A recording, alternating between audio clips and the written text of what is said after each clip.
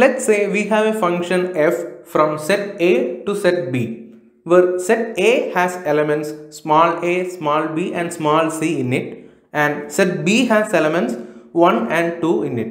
Alright, now the cardinality of set A is 3 and cardinality of set B is 2. Okay. Let's see how many functions are possible from set A to set B here.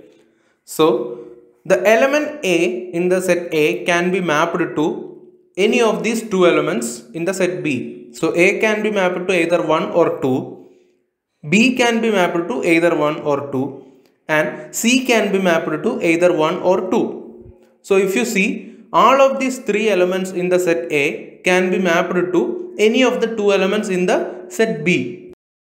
So, for each of the three elements in the set A, there are two possibilities for mapping, right?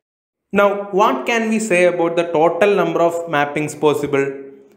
We can use the extension of product rule here, and we can say that 2 into 2 into 2, which is 8. 8 number of mappings or functions are possible from set A to set B here. Okay. Let's take another function f from set A to set B, where set A is same as our previous set A, which is A, B and C.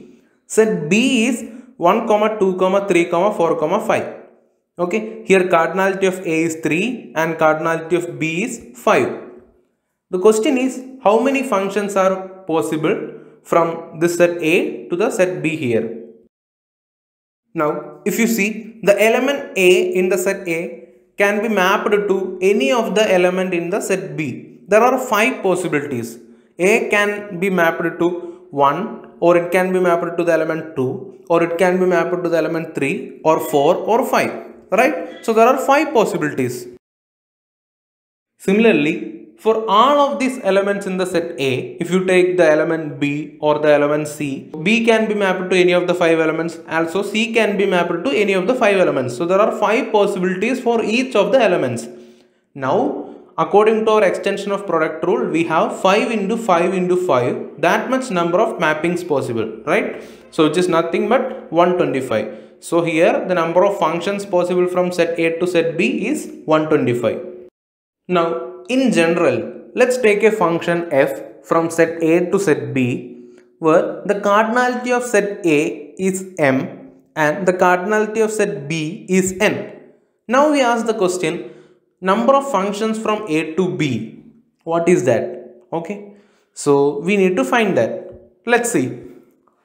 As given that the function f is from set A to set B and the cardinality of A is m and the cardinality of B is n, we can see that for each of the m elements in the set A, there are n possibilities for its image, right? Now you take any element in the set A, it can be mapped to any of the n elements present in the set B. And now, with the extension of product rule, we have n into n into n, m times, right? That much number of mappings possible from set A to set B, which is nothing but n raised to m.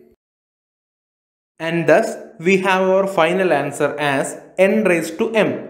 Number of functions f from set A to set B, where cardinality of A is m and cardinality of B is n, is nothing but n raised to m.